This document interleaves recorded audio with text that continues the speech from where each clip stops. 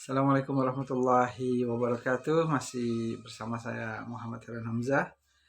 Eh, Alhamdulillahillazi arsala rasulahu bil huda wa dinil haq liyujhirahu ala dini kulli wa kafa billahi syahida.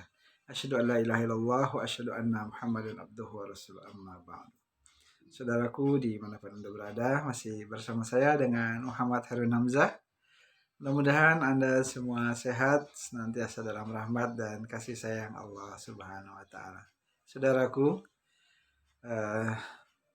sebelum saya melanjutkan lebih banyak pembahasan, saya cuma ingin memberitahukan dua hal. Yang pertama, saya adalah bukan seorang ustadz.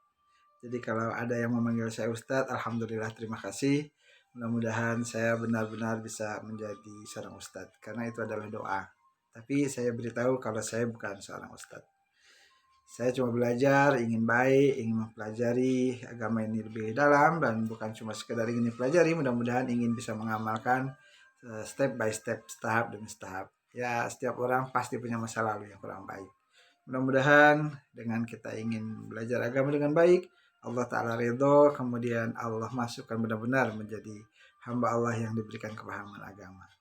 Yang kedua, kenapa saya pakai style kacamata?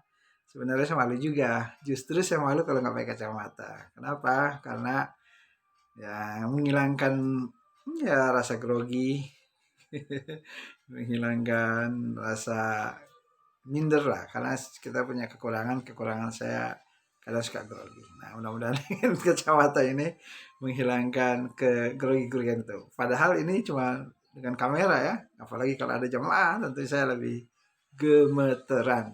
Saudara yang dimuliakan Allah Subhanahu wa Ta'ala, seperti yang saya katakan tadi bahwa saya bukan seorang ustadz. Saya cuma ingin di video ini membahas buku setebal ini. Kenapa saya buat video? Karena kalau baca doang itu suka males sayanya. Jujur aja, males. Tapi kalau saya bikin video, paling enggak kan ini buat saya juga. Sehingga saya bisa terus belajar ini dan saya nggak ngantuk. Itu maksud saya. Terus saya simpan, saya save video ini di YouTube. Bukan buat siapa-siapa, buat saya. Dan kalau saya udah meninggal, ya buat anak saya. Nah, masalah anak saya berpikirannya nanti saya ini aneh dan sebagainya, barangkali itu hak dia sebagai seorang anak. Tapi by the way, saya ingin ketika saya nanti sudah nggak ada, anak saya, cucu saya, atau istri saya, ada yang dilihat lah hasil karya yang sangat kecil ini, tapi mudah-mudahan bermanfaat. Yang saya harapkan di video ini adalah ambil nasihat-nasihatnya yang baik-baik. Saudaraku yang dimuliakan Allah Subhanahu wa Ta'ala, di buku karangan Syekh Muhammad bin Ibrahim bin Abdullah Al-Tuwajiri ini, ulama besar tentunya, beliau mengarang sebuah buku yang cukup tebal. Ini saya baca dari penerbit Yasir ya, bukunya bestseller. Nah, pembahasan yang pertama adalah tentang tauhid dan keimanan. Tauhid, ya ini kita yakin bahwa Allah Ta'ala adalah Rabb kita yang Maha Esa, yang Maha Tunggal, yang berdiri sendiri. Tidak ada sekutu baginya. Dalam hal rububiyah, kemudian uluhiyah, dan asma serta sifatnya. Jadi saya ulangi, tauhid ialah meyakini bahwa Allah Ta'ala Rabb kita, dialah yang Maha Esa, Maha Tunggal, berdiri sendiri, tidak ada sekutu baginya dalam hal rububiyah, kemudian uluhiyah, dan dalam hal asma dan sifatnya. Ada 4 ya. Maksudnya adalah harus yakin bahwa Allah adalah satu-satunya Rabb, pencipta, pemilik, dan pemelihara segala sesuatu. Sekali lagi, maksudnya adalah tauhid ini bahwa kita harus yakin Allah Rabb kita adalah satu-satunya Rabb, pencipta, pemilik, pemelihara, Tuhan. Ya, segala sesuatu. Dialah satu-satunya yang berhak kita sembah, kita ibadahi, dan tidak ada sekutu baginya. Segala sesembahan selain dia adalah batil. Ya. Dan dia memiliki segala sifat kesempurnaan serta bersih dari segala cacat dan kekurangan. Dia memiliki asma, nama-nama yang indah, yang bagus, dan sifat-sifat yang luhur lagi mulia. Saudaraku, tauhid ini ada macam-macamnya.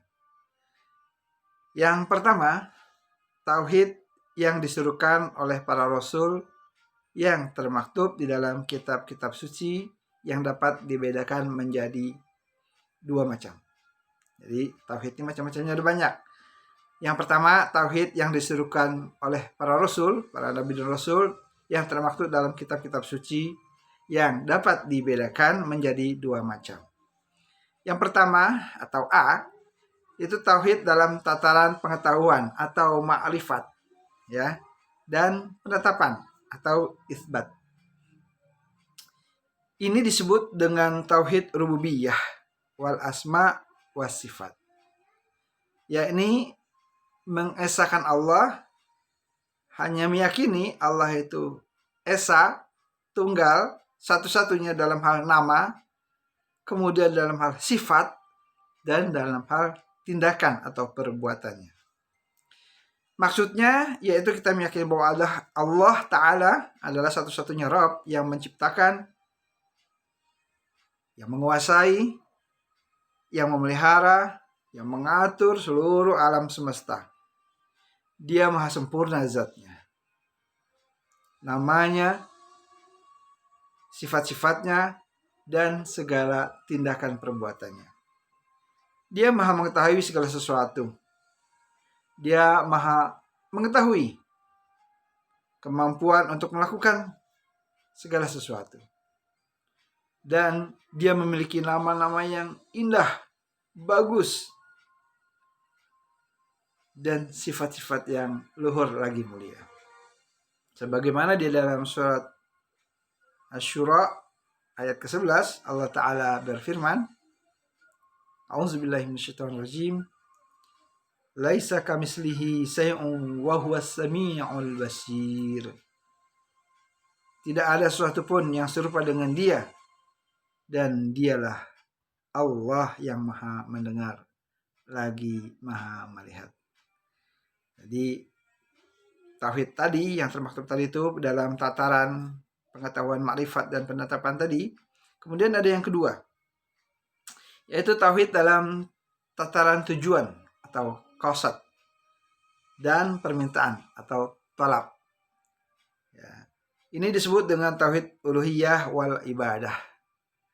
Ya, ini menjadikan Allah sebagai satu-satunya tujuan ibadah dalam segala bentuknya, seperti ketika kita berdoa, kita sholat, kemudian kita rasa takut, khauf, dan roja, mengharap. Ya. Jadi dalam tataran tujuan, qasad, dan permintaan, talab, dalam hal ini tauhidnya adalah bahwa tauhid ilahiyah wal ibadah menjadikan Allah satu-satunya tujuan ibadah. Dan dalam segala bentuknya, seperti tadi kita berdoa, kemudian kita sholat karena Allah, untuk Allah, khauf, takut kita kepada Allah, dan roja, mengharap apapun harapan-harapan kita. Maksudnya adalah ia meyakini bahwa Allah adalah satu-satunya yang memiliki hak untuk disembah oleh makhluknya. Maka tidak dibenarkan bagi mereka untuk mengarahkan dalam segala bentuk perbuatan yang termaktub dalam kategori ibadah seperti berdoa tadi, kemudian sholat, kemudian meminta pertolongan, dan tawakal tentunya. Saudaraku yang dimuliakan Allah Subhanahu wa taala, termasuk diantaranya adalah dalam hal kita berserah diri, khauf, takut, dan berharap. Bahkan juga ketika kita menyembelih hewan, bernazar kita, ya, saya nanti mau menazar, mau niat kalau misalnya anak saya lulus, saya akan seperti ini. Nah, bernazar dan lain-lain, ya, hanya kepada Allah. Jadi nggak boleh kepada selain Allah. Nah, barang siapa kita melakukannya, tadi amalan-amalan tadi, kalau kita tadi berserah kepada selain Allah, maka tergolong musyrik. Jadi kalau kita berdoa, sholat, minta, bernazar, berharap kepada selain Allah, maka kita termasuk di golongan musyrik atau kafir. Ya. Sebagaimana di dalam firman Allah, "Wa may yad'u ma'allahi ilahan akhar la burhana lahu bih, fa innama hisabuhu 'inda rabbih, innahu la yuflihul kafirun." Di dalam surat Al-Mu'min tadi, ayat 117, Allah Ta'ala berfirman yang artinya, dan barang siapa menyembah Tuhan yang lain di samping Allah, padahal tidak ada satu dalil baginya tentang hal itu, maka sesungguhnya perhitungannya di sisi Tuhannya. Sesungguhnya orang-orang kafir itu tiada beruntung. Tauhid uluhiyah wal ubudiyah banyak diingkari oleh makhluk. Dan oleh karenanya Allah mengutus para rasul pada umat manusia dan menurunkan kitab sucinya agar mereka menyeru manusia hanya untuk menyembah Allah semata dan tidak menyembah selain kepadanya. Sebagaimana yang termaktub di dalam firman Allah surat Al-Anbiya ayat ke-25, Allah Ta'ala berfirman, "Wa ma arsalna min qablika min rasulin illa nuh ilaihi annahu la ilaha illa ana fa'budun." Dan kami tidak mengutus seorang rasul pun sebelum kamu, melainkan kami wahyukan kepadanya bahwa tidak ada Tuhan yang hak melainkan aku, kata Allah. Maka sembahlah olehmu sekalian akan aku, kata Allah Ta'ala.